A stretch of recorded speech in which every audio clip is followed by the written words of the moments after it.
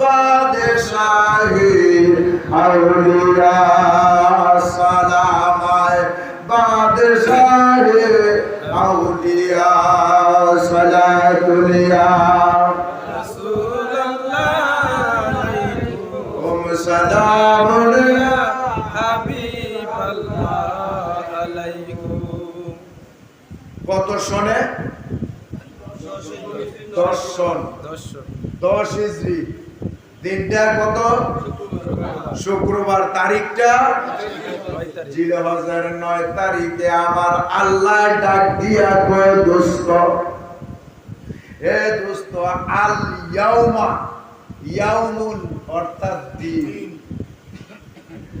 আকমালতু লাকুম দীনাকুম, আমি পরিপূর্ণ আজকে আপনার এই দিনকে পরিপূর্ণ করিয়া দিলাম। সুবহানাল্লাহ।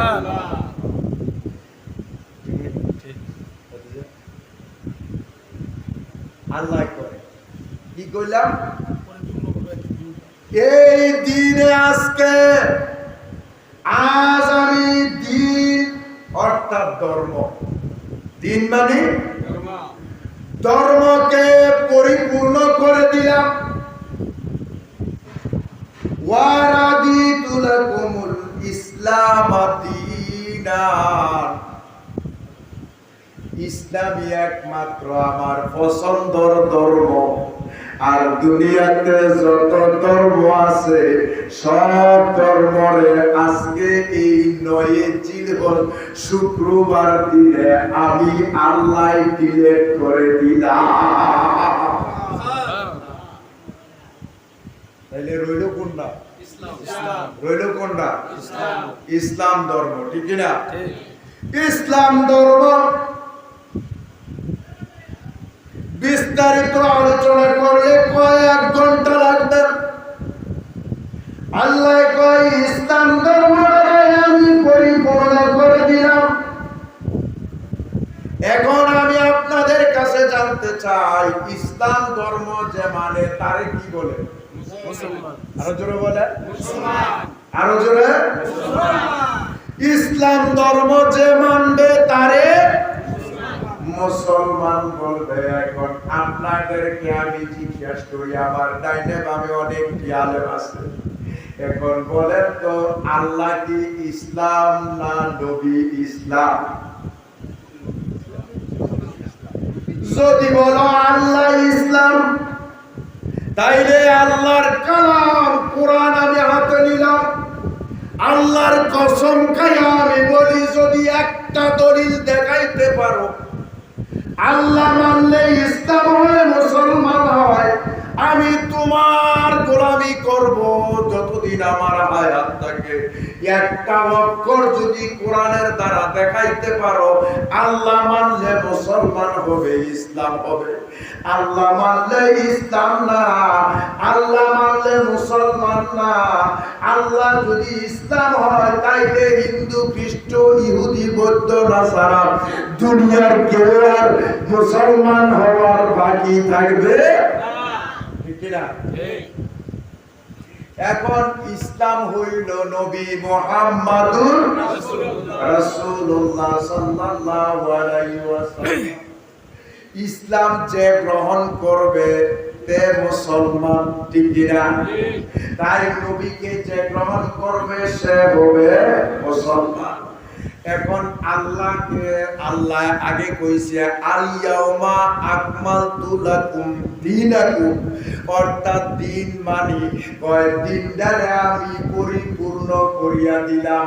এখন যদি বলি আল্লাহ তুমি কি দিন নেই, এই কোরআনের দ্বারা যদি কেউ দেখাইতে পারো আল্লাহ দিন বা ধর্ম, তাইলে বিধর্মী হিসাবে দুনিয়ার জমিনে আর কেউ থাকবনি। কেউ থাকবো না, কারণ আল্লাহরে সবাই মানে। তাইলে এই আয়াতের দ্বারা দুইটা পয়েন্ট, এক নাম্বার হইল দিন, আর একটা হইল ইসলাম। এখন বাবারে আমার, দিন যদি আমরা মানতে হয়, দিন নবী মুহাম্মদুর রাসূলুল্লাহ, অর্থাৎ ধর্ম নবী মুহাম্মদুর রাসূলুল্লাহ। ধর্মকে যে মানবে সেই ব্যক্তি ধার্মিক, ইসলাম যে মানবে সেই ব্যক্তি মুসলমান। সুবহানাল্লাহ বলে। ঠিক কি না?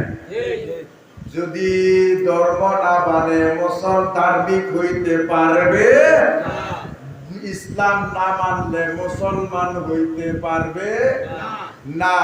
এখন আসেন আমার বাবার, আমার আল্লাহ ডাক দিয়া কয়, হে জগতের মানুষ শোনো রে, আমি আল্লাহ জাল্লা শানুহু লাকাদ খালাকনাল ইনসানা ফি আহসানি তাকবীর। আমি আল্লাহ অতি সুন্দর মহব্বত করিয়া, মায়া করিয়া, উত্তম করিয়া আমি মানুষকে বানাইছি।